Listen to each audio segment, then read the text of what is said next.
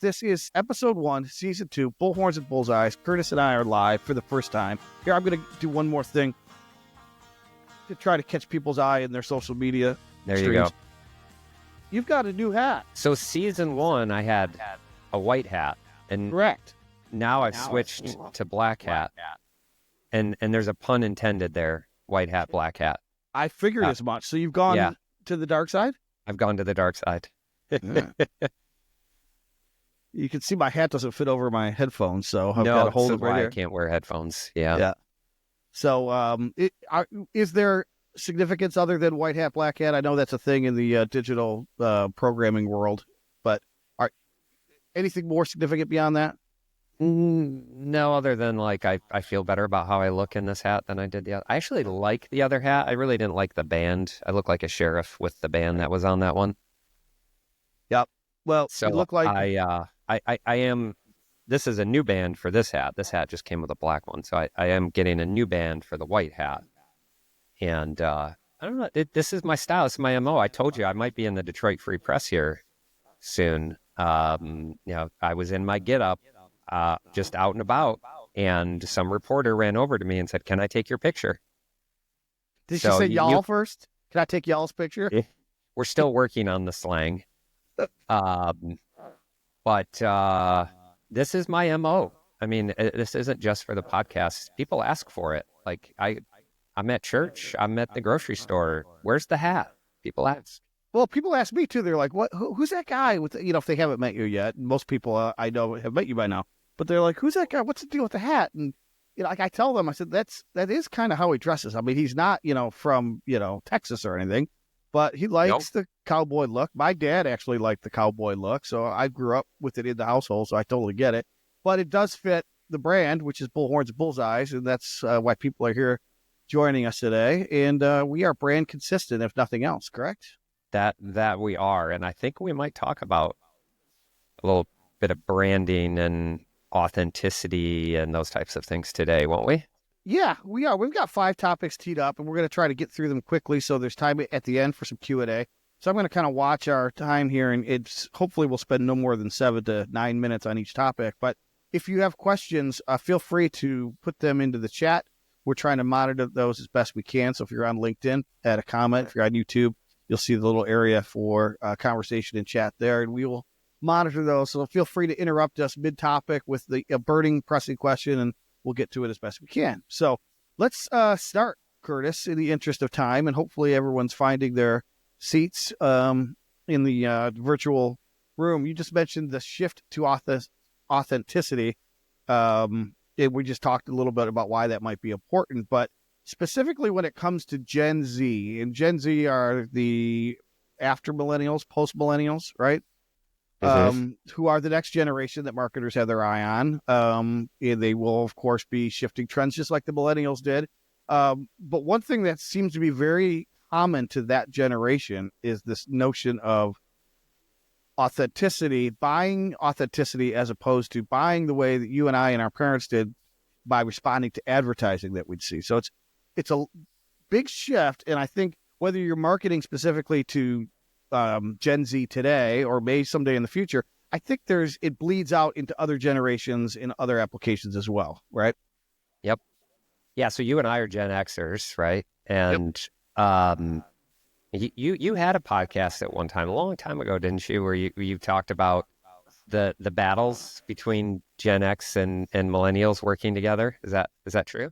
It was called the Generational Fight Club, and we had a couple of Gen Xers and a couple of millennials battling it out over everything from music taste to wardrobe to how we consume entertainment. Yeah, so the differences were stark. And we'd bring on some baby boomers. You learn?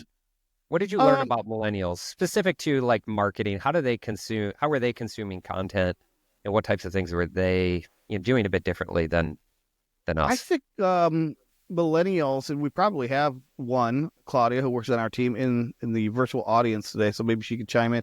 The thing that I noticed is I think they were the sort of the pioneers into shifting away from this ad that somebody bought to tell me to buy a product to being more influenced, quote unquote, by an influencer. So famous people on social media, in influencer marketing became a thing for that generation, and now it's matured since then. But the biggest thing I learned just holistically, and as you step back, is every generation truly is really, really different, and you can't reach them all the same way like we maybe could, 50 years ago. Right. Yeah, and it's really technology, as what I've learned, affects this a lot. Like I remember growing up, and my grandma had, called the remote a clicker, and that's literally because it had two buttons on it, right? And they clicked when you pressed them, and it was like channel up and channel down. You didn't even turn on the TV with the remote. It was purely to change the channel.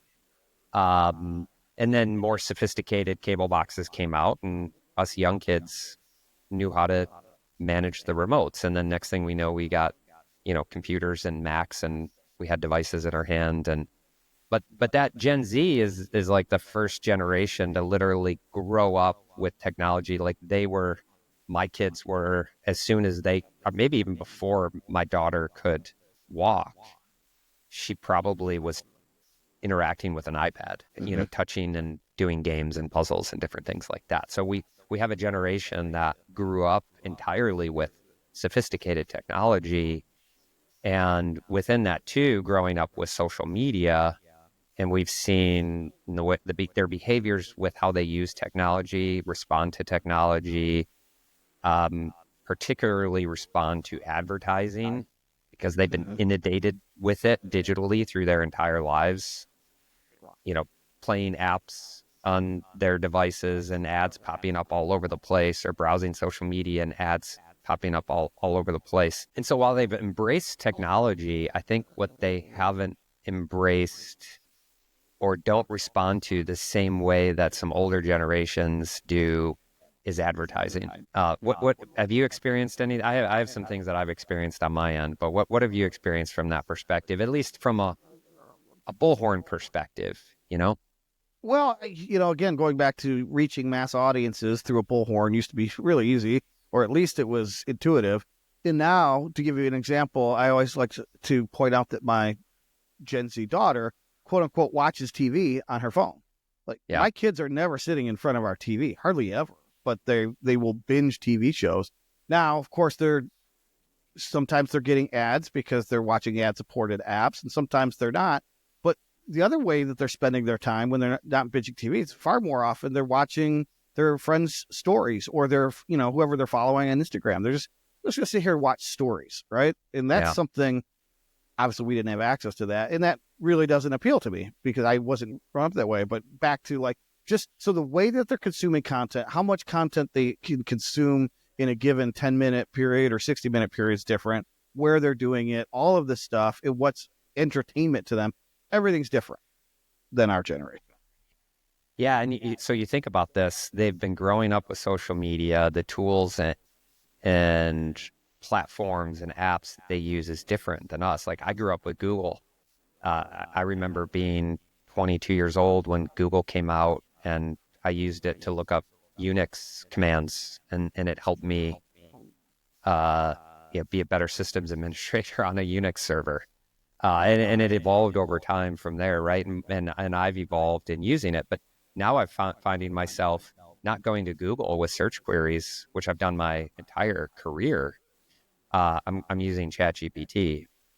Now, what I'm actually observing from a behavior perspective of millennials and Gen Z is they're not using Google either. I don't know as if they're necessarily using AI in simple queries, but I thought about this the other day. I was like, a simple restaurant, for example. Like, let's say I'm going to look up the hours or location for a restaurant. Where do I personally go? And I think a lot of people in my generation they go to Google and they look up the Google business listing. They look up the address. Maybe you might use Safari Maps, but we're typically using a Maps platform. Yep. What are Gen Z doing? They're going to that. They're looking up that restaurant in Instagram. They're looking up that restaurant in Facebook or TikTok.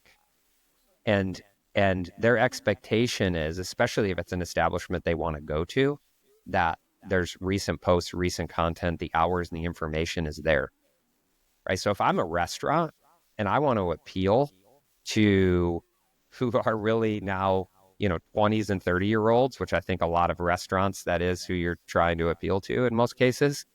Like I'd be posting every day. I'd be putting my daily specials. I'd be posting every day if there's, any sort of entertainment, live music, where I would make sure every single day I have a post and I'm active.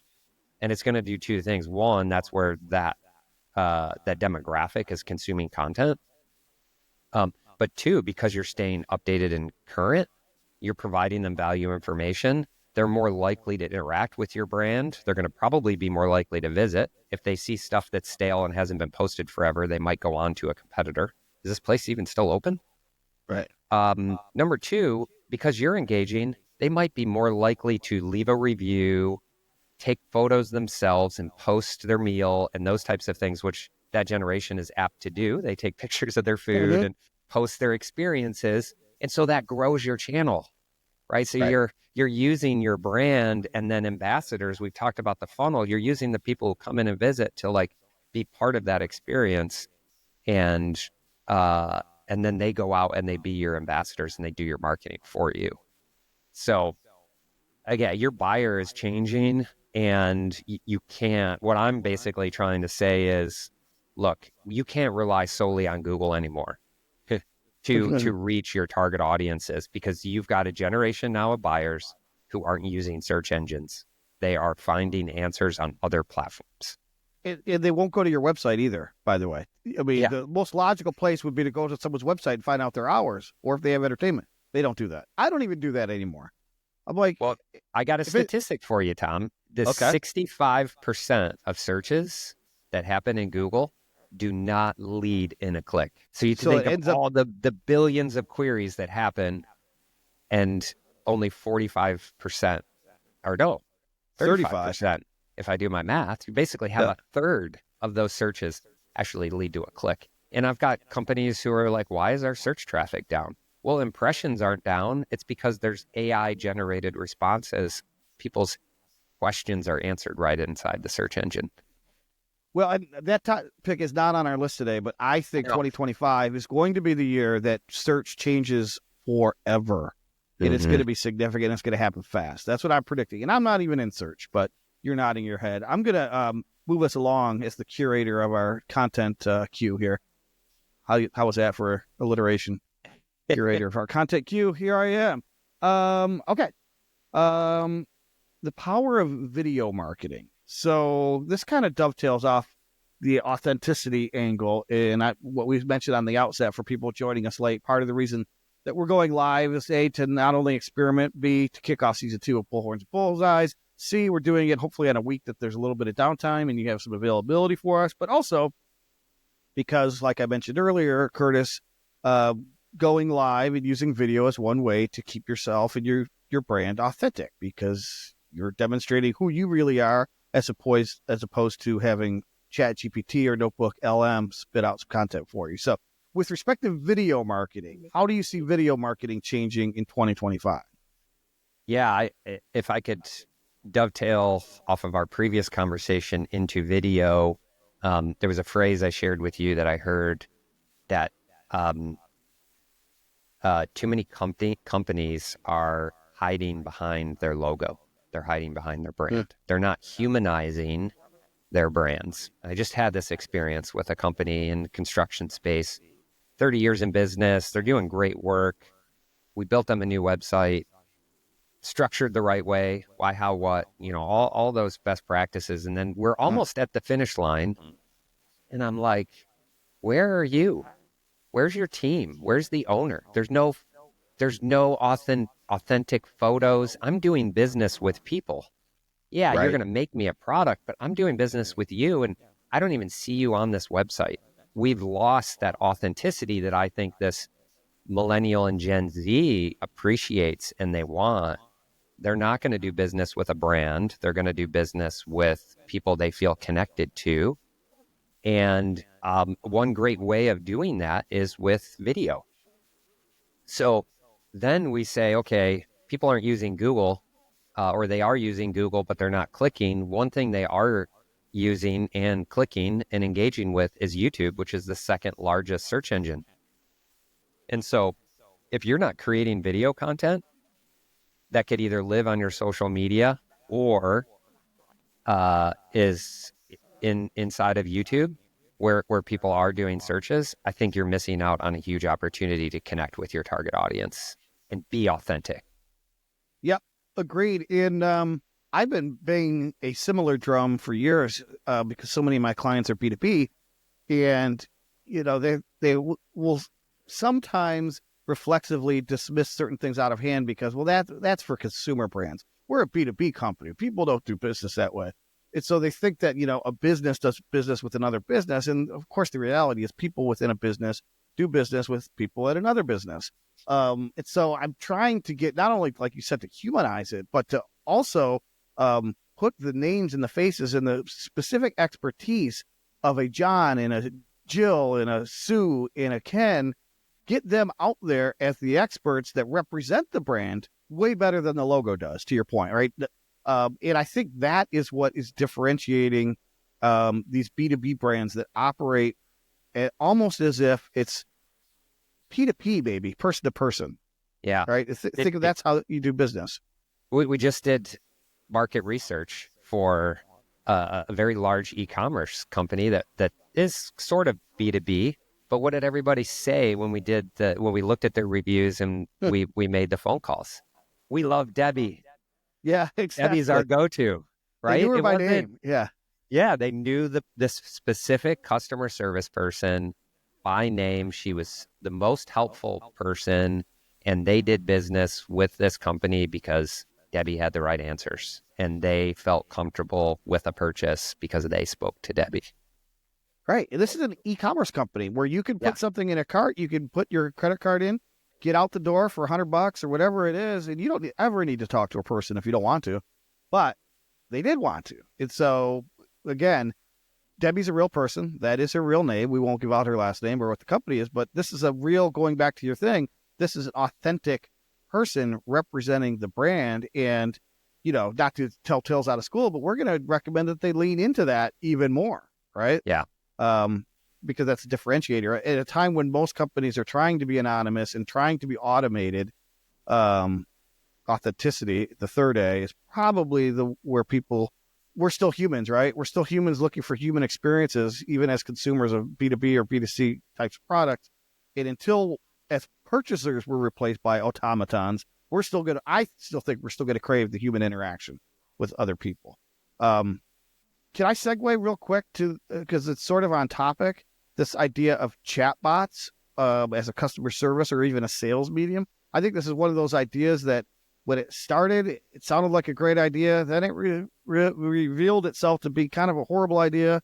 And now maybe it's going to be back in favor with people like Curtis Hayes as a good idea if done correctly. So how is it going to be done correctly going forward? Because nobody likes to talk to an automated, right, logic tree. Ugh. No, I mean, whether you're calling in, I mean, I can't tell you how many times I've heard Stephanie in the other room yelling at a phone when she's called, some service, talk to an operator, and it's because the decision tree inside that phone system, whatever AI they have built, which is all if-thens, it's like, if this, then we go this way, and they take you down a decision tree.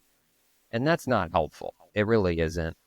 What's helpful is Stephanie calling, let's say, DTE because we have a problem with her bill. And she asks a question, not who do I want to speak to billing, but she can say, I have a specific, charge that I don't understand. This is the charge and the dollar amount. Can you explain it to me? And AI can go and grab that information and give it to her. Right. So if we think about the evolution of chatbots, I sign up for a demo for a piece of software and I've got a trial of not a demo, but let's say I do a trial, 15-day trial. I really don't get a chance to experience the trial because I get busy with some other things. My trial runs out. I jump on the website. I want to talk to somebody to see if I can get my trial extended. A chatbot comes up and I say, can I extend my trial? The chatbot is so intelligent that it can understand my plight. It has empathy for me, and it can solve my problem. It could literally go into my account and give me an extra week on my trial. Like, that's the type of intelligence that we're moving towards.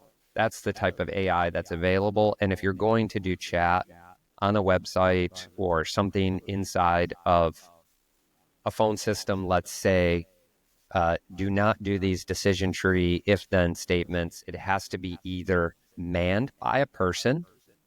So you actually have to have Debbie, who's either on the other end of the chat or is the one picking up the phone. It has to be an intelligent, live human being who knows how to find answers, or it has to be a complex AI system that's built on really good data, and that will help your business, move forward. And what it can't be, and what it I think started out as, was, can we create enough logic to just have the automation handle everything for us? I don't want my people bothered with phone calls and getting back to emails, and let's just automate customer service. And then I think the world discovered that's horrible. That's right. No better than, press 1 for sales, press 2. It's the same thing. Yeah. Right. It's just a different technology. So I agree. And I just, as anecdotally, I can say as a consumer, I went from, I'm picking up the phone, I want to talk to somebody, to, I don't need to wait on hold, I'm going to start chatting right away, to I get, through 10 minutes of chat, and then it's let me connect you with a representative. And I'm like, oh, geez, why did I waste the 10 minutes? To now, hopefully the future holds what Debbie provides, or really sophisticated AI can provide. And that's, let me go get the answer for you. Instead of like, let me help you find it. Let me go get it for you and give it to you. I just wanted to pause real quick. We have a question from David, who is watching us live on YouTube. And David asked, Tom, what if I was an auto mechanic shop, so local business? Older cars are my target. So I'm thinking he's, services older targets. How would you spend your marketing focus?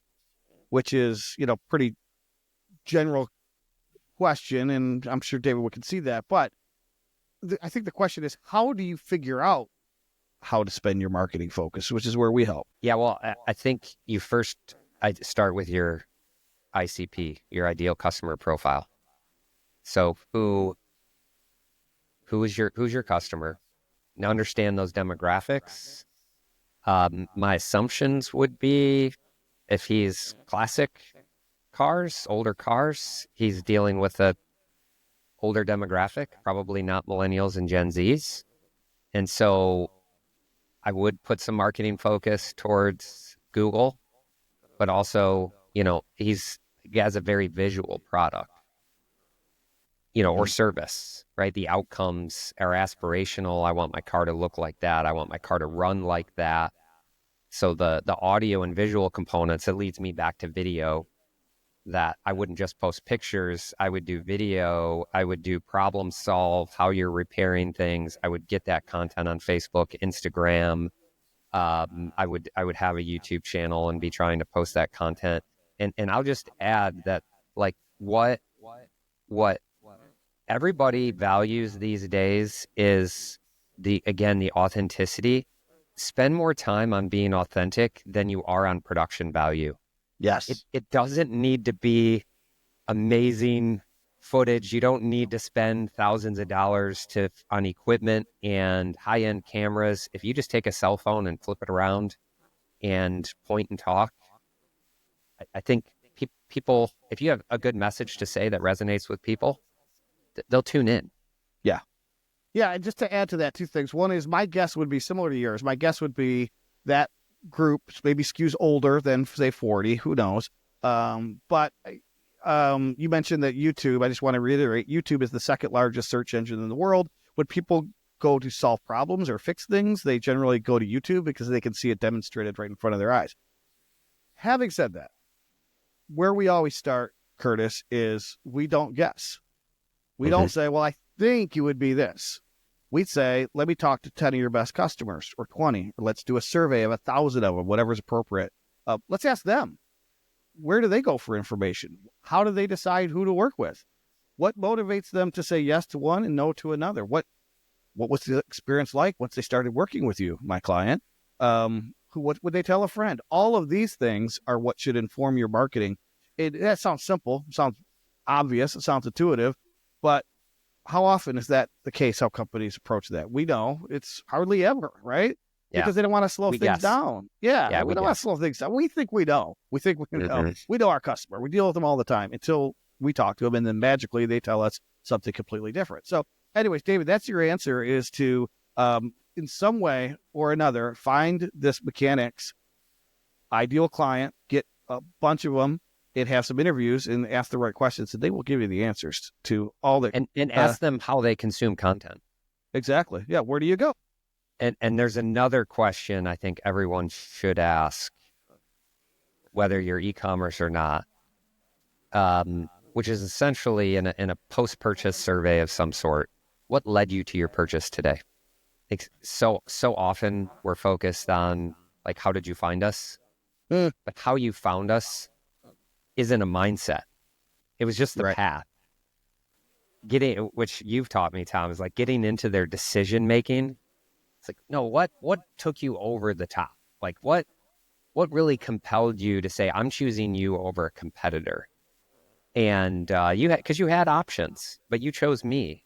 I think really understanding why they chose you is so valuable. Yeah. And I think you want the marketing to show up in front of the prospect as early as possible in their journey to acquire a product or a service. Usually there's a why that predates the how, right? The why is, oh man, I remember the glory years when I used to have my, 1968 GTO. Getting older, I'd love to go back in time and relive those days. That why is what precedes the what, which is eventually old Tom decides, I might be in the market for an old beater that I could fix up with my son, right? And so then I start going to look for the what's, and then maybe, right? So, but at the core, there's a motivation for every purchase. It's either an aspiration or it's a pain of some point. And typically pain is quicker and more urgent for the person to solve. So if you can show up there, this is why people buy Super Bowl ads. This is why people put their names on the football arenas. It's not because they think doing so is going to motivate somebody to buy a cell phone. It's to always be in front of that prospect, no matter at any point when they start moving into this why, which is, I'm thinking of changing my life in some way. So anyways, that's where you want the marketing to live, Dave, and everywhere along the way until they convert at the end. I'm going to move along real quick unless you have something to add on David's question. We did have a comment, by the way, that somebody knows Debbie in our viewing audience. Debbie. Yes. Well, we did say that season 2 would be more house than wise for the content that we're providing. I want to add a quick how to two things. First, the video, which is sort of a how, but think shorts. Like, it doesn't have to be long form content. The attention span of most of these millennials and Gen Zs is like 45 seconds. Right? And if you think TikToks and shorts and what they were used to consuming, you can give them 30 to 45 second bites of information. They'll consume it, but then they move on. But they did consume it. Right. So create these bite-sized chunks of content. However you do that, you go about it, make sure you create good short-form content. And by good, I mean more in the content, not the production quality. And then as far as chatbots go, if you're going to, whether it's chatbot or live, if you're going to institute some sort of chat on your website, first do the research. And this dovetails off of what you said, Tom, about doing research about your customers too. Understand the frequent inquiries or questions that customers have before you go down that road, right? So if you go and you invest thousands of dollars in an AI chatbot to solve questions about the features and functionality that your platform has, when 65% of the questions are from existing customers who have billing questions, they're like, you missed the boat because you built a chatbot that isn't helpful because it doesn't answer the questions that most people have, right? So understand either the prospect's questions, or if you're helping existing users, existing customers, what their most frequent questions are, and then build your AI or train your live team members to be helpful and to be able to answer those specific questions and do your integrations and those types of things off of that. Yep. And, all right, let's move on. Unless you have something to add. My little tagline to that is customer service and marketing are merging, by the way. So a great customer experience is your best marketing, because that's what people rave about and tell others about. So, and it's why they come back. So anyways, I'm not the first one to coin that, well, but we're going to talk about that in our last point too. I think I'm going to touch on. Well, let's go into that then. So this idea of attribution, because technology's gotten more sophisticated on Marcoms, right, is we think we can track every click, every movement, every desire, all the way down to the point where somebody hands you their money and it's perfectly visible, transparent, and isn't this great? I can report it back to the C-suite and get my promotion.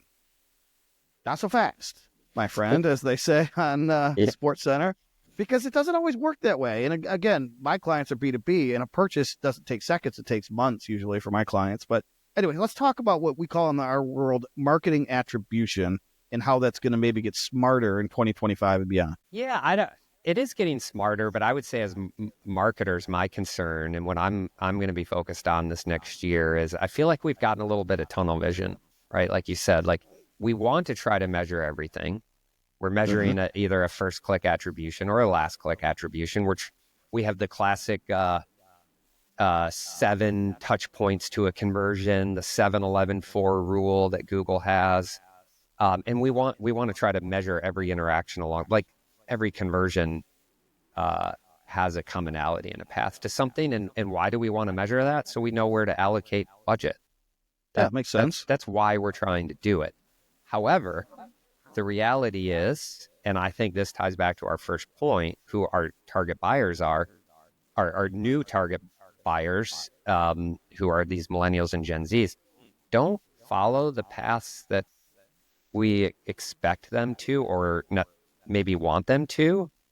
And they seek out, because they're looking for authenticity and sort of this humanization, that they seek out peers, they seek out, third parties, they seek out Reddit, they seek out all of these other places to get validation, to, determine whether or not they can trust a brand.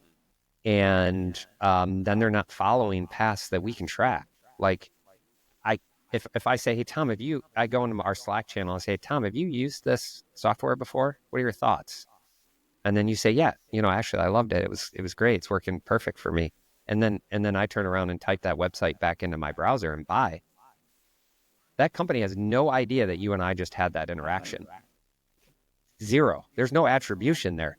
But if you ask the question, what led you to your purchase today, at the end of my purchase, and I say, referred by a friend. Now, there's a whole piece of insight that you get, that you understand that you have brand ambassadors who are talking about you, and maybe you see quantifiably a large percentage of people doing that. You now change your marketing to figure out how you go and get more brand ambassadors, or how you equip existing users to go and talk about the brand. Your marketing shifts differently because, and I would say, just speaking Slack as an example, Slack grew significantly through those organic means and not through traditional advertising. Yeah. Well, the paths aren't always singular, and they're not always a straight line. I mean, we orchestrate these chain of events in our own sort of desire, right? Is that I want to create let's call it a lead magnet. And I don't mean any of this to sound like I'm speaking the pejorative, because these are things that we do, but we have to take them with a grain of salt, and we have to learn from them and get smarter along the way. So, but all right, I'm going to create a lead magnet. I'm going to put it up on social media. My prospect's going to click on it. It's going to be so good. They're going to fill out a form, and they're going to give me their actual email address. And then I'm going to take that information, and I'm going to then follow up with them with an automated email. And that was going to convert in a purchase. That's what I want to happen. Well, what if the prospect doesn't want to do that?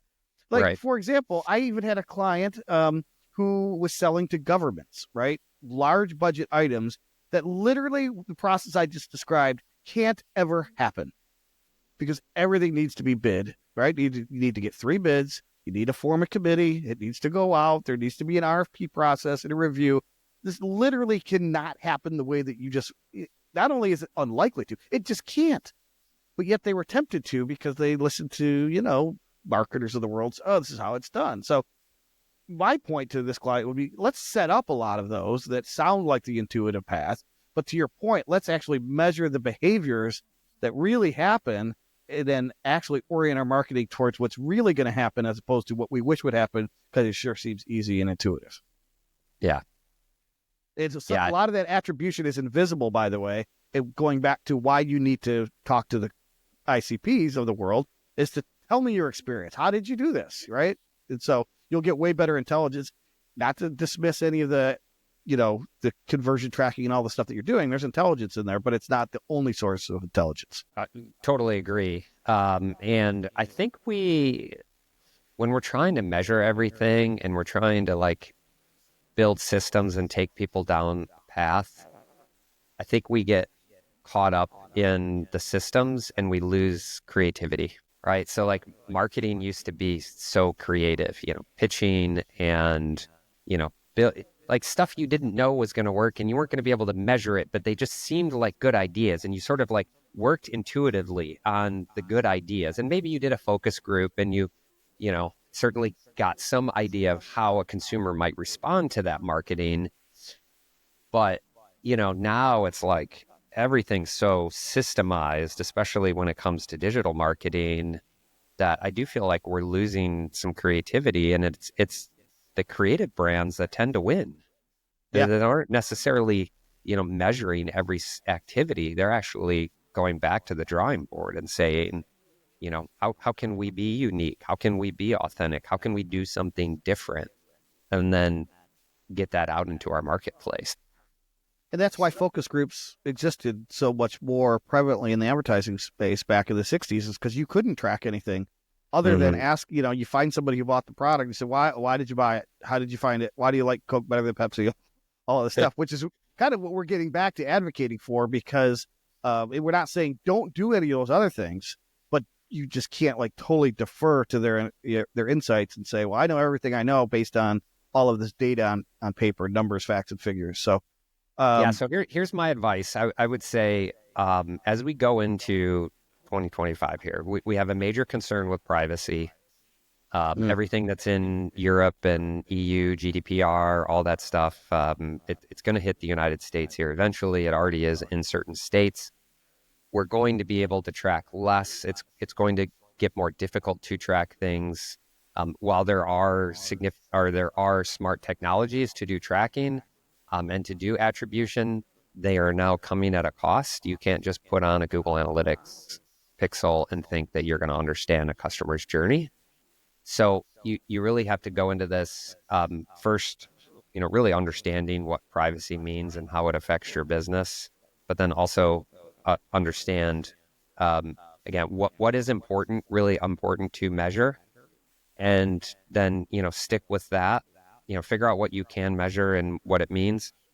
But then I'd like to try to get a bit more creative. I'd like to get out of the systems we've been in and say, now, how could we reach our target audience a bit differently, even if we can't measure it specifically, and still measure things off of, say, marketing efficiency ratio? Can we find a budget to put towards something, and then we'll measure total revenue, total new customer acquisition, those types of things, and not necessarily how many people converted from a specific campaign. Yeah, that's the holy grail metric, I think, is how much are you spending? So total marketing spend, the ratio to total revenue, right? That margin or that ratio should improve over time. And if it's not, that's when you're doing something wrong. You got to figure out where to fix it. Last topic, then we can open it up to even more questions. I haven't seen any new ones pop in yet, but Nope. The concept of this is not my idea, but the concept of you have to build on rented land, meaning we historically have thought about our own properties in terms of marketing. Let's drive everyone to the website. And the places where people spend the majority of their time, social media, all of the algorithms are designed to not drive people to a website, right? They want to keep all that activity and that traffic on their own site. So we've been espousing over the years about, creating content native in LinkedIn, say, so LinkedIn posts or, whole content strategy might be around, like you mentioned, YouTube, right? That's not necessarily designed to drive people to the website, but is to inform and answer questions there. One that we're going to experiment with, I actually already started, is the LinkedIn newsletters.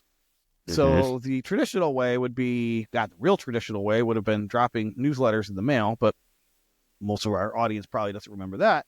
But so now email newsletters, right, where we have a list of names and we email them once a month, twice a month, whatever it might be. That's certainly a good owned media strategy. But then there's this rented media strategy of LinkedIn newsletters. So they're exactly what they sound like, right? It's a newsletter that goes out to a brand's following, right? And you can also publish it elsewhere. So have you done any experiment with LinkedIn newsletters, and what intrigues you about LinkedIn newsletters? I haven't done anything yet. So this is on my radar for 2025. I love the rented land analogy, and we've set this all up in the previous conversations we've had. Like Google, people are doing searches there, but 65% of those searches aren't going to people's websites. Right. So if you're publishing a blog, you've got less people who are visiting your website that might come across this blog. Or if you have, essentially you have good answers to questions that your target audience would have, that those questions are answered either within a chatbot or within the AI generated responses within Google, and then nobody ever clicks, right? So if people are within the platforms and the platforms are trying to keep people there, there's this idea that like, hey, if you're spending time there creating content, posting videos, whatever, and you're building a following, then why send them also to your website to also subscribe to a newsletter? Like that part doesn't make sense. And I think LinkedIn recognizes this. If we're growing followers and we're growing an audience within the platform, let's then take some of the tools that we were using previously that were funneled through our own land, our website, and let's utilize the platform. And so when you go to make a post and you say write article, which is going to be next to where you create the post, that's going to open up a new page and you could start writing your article, but you'll see your names up in the top left. You can switch to a specific brand, so your company page, and then on the right-hand side, there's a drop-down where you can select the type of content, and you would choose newsletter there. Now, that feature becomes available once you have 150 followers, and then you go through a little approval process, which takes a couple days. We just got that for Bullhorns and Bullseyes, so our audience should hopefully see a couple newsletters from us here soon. We're going to be experimenting with this, where we can send out content within the platform, because that's where we're publishing our shorts and our episodes and those types of things. And instead of, look, I had a newsletter sign up on our website, Tom. You want to take a stab at how many people subscribed to our newsletter that I had on the website for the last 14 months? For Bullhorns and Bullseyes? Yeah. Let's see. My mom, my dad, my wife, my kids. 6. 1. Oh, that's my mom. And I don't even know who that person was. It wasn't even people in our network. Honestly, just some random person signed up. Hopefully it was legit. I don't know. But only one person. But the good news is we don't have a newsletter, so that's good. Yeah. But just the expectation that I would create that place for somebody to subscribe, and knowing that we were pushing people there, that wasn't an action people wanted to take. Nobody's interested in subscribing there. But if I'm in LinkedIn and I'm consuming your shorts, and then you've got a digest of an episode that you're publishing in an article, which is your newsletter, I might look at that. I don't know. Right. Yeah, exactly. And LinkedIn is probably not of the mind to suppress that content based on their algorithm, because it's not taking people away from LinkedIn. In fact, it's actually keeping them there longer. So we're constantly playing the games. It sounds like, if I was a listener, like, boy, there's a lot of stuff marketers need to do. And I guess one of the things I would do in summation is to remind, it's not that you need to do all of these things, right? And it's not that you should be doing all of these things. I wrote a whole book up there about simplifying your marketing. But it's understanding what are the most appropriate, most effective things to do, and leaning into those, and just knowing that, the algorithms that run our lives are constantly going to cause us or force us to sort of reiterate and rethink things. And that's kind of just what we're doing in this episode, is what's happening next year that might look different to us. And, we're always curious, you and I mean, we paid to be curious, right? To Right. go out and find these solutions and best practices and deliver them for our clients. So that's what we hoped to do today. People are getting a window into conversations that I'm having with clients. I mean, basically that's this episode is these are all conversations I'm having with clients and saying, these are things that need to be on your radar. And if we don't start paying attention to these things, your competitors likely are. And, those who are first to these, any new trends typically, gain traction. And, look, it's, go ahead. I was just going to say, I am old enough to remember when I was pleading for my clients to get a website. Why would I need a website? And I'm old enough to remember when I was pleading my clients to create a blog. Oh, why would I create a blog? I don't want to have a diary.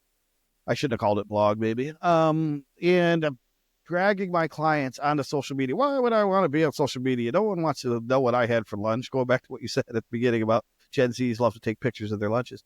And I guess the point is that we don't always predict the future, but when we're recommending that people take a look at things, it's because we have it on pretty good authority that it's going to be the future of marketing communication. So to your point, I think the early adopters and the creative that you said earlier tend to win. Those are the winning brands. So I'm going to just open it up to questions. We got about 10, 11 minutes left. So they're actually, we're not seeing them through our feed here, but there are some comments we've got in LinkedIn that have come up.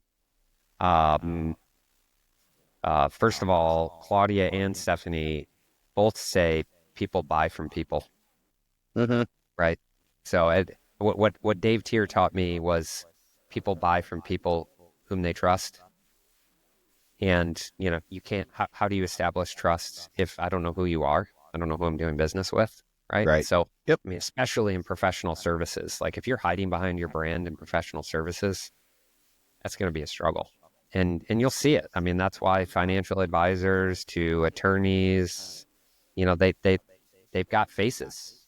Faces are on billboards. Faces are in their commercials because that's who in some cases, you might not be doing business with those specific people. I don't know if you hire Mike Morris, he's actually going to represent you. He might be giving you to another attorney within the firm, but or another firm. The same could be said for a deck builder. The guy who started the business 30 years ago might not be the person who's building your deck and has the most experience, but he's been training the other project managers who are going to take care of your deck for you, right? So it's still that connection to, well, this is a guy who's got good values that I hold and those types of things that I trust.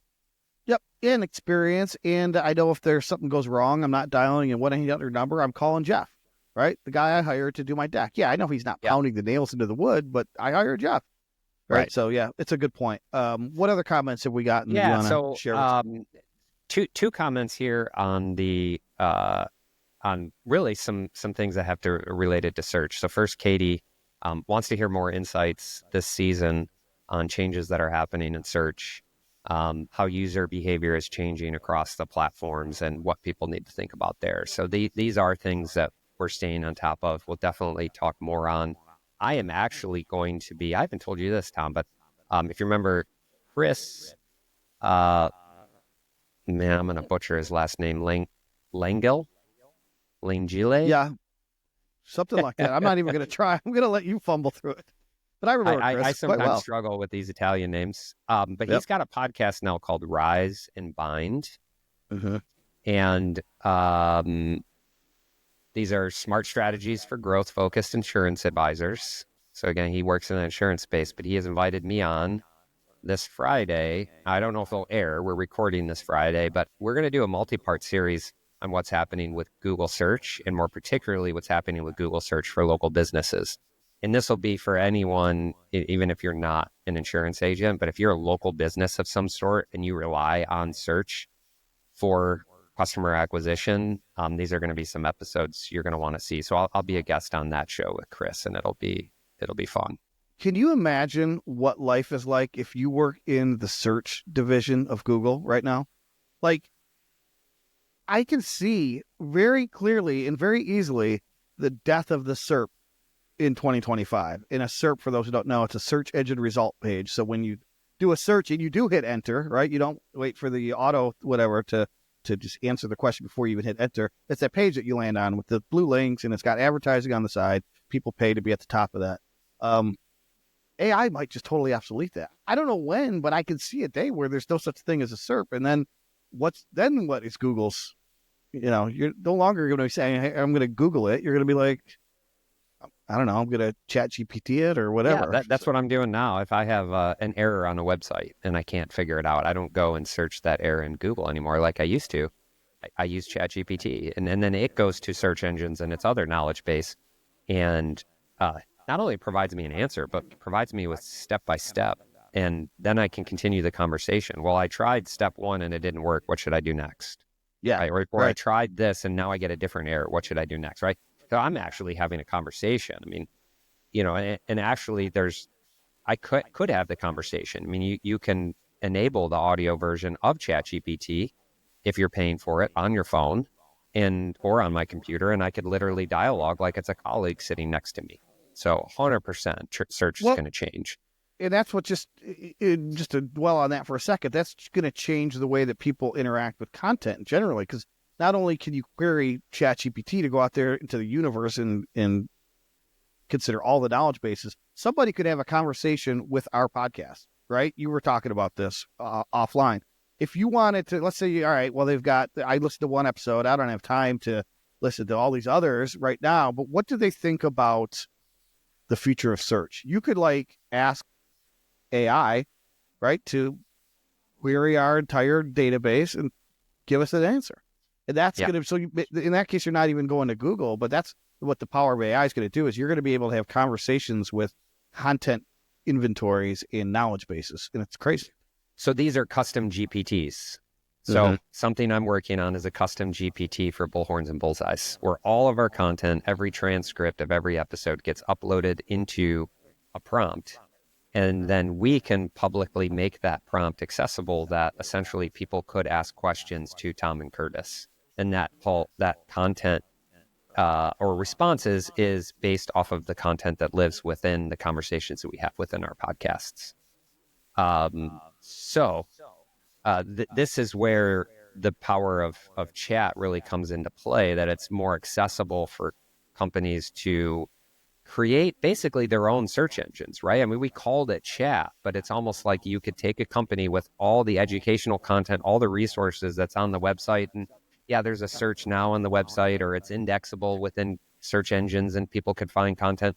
But what if you have a custom GPT that's built for all your knowledge, and you make that accessible, free or paid, to a market that allows people to query your methodology, to query your thought process and how you approach things, and get answers to questions that they have that, again, are personalized and unique to your brand and the subject matter experts and the people that exist within the brand.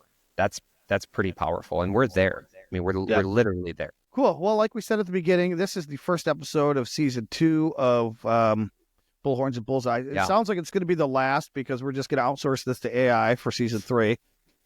Right? Just turn it on and let it rip. So Liz here, we spoke about this earlier. So Liz, when the recording comes out, we did talk about YouTube being the second largest search engine.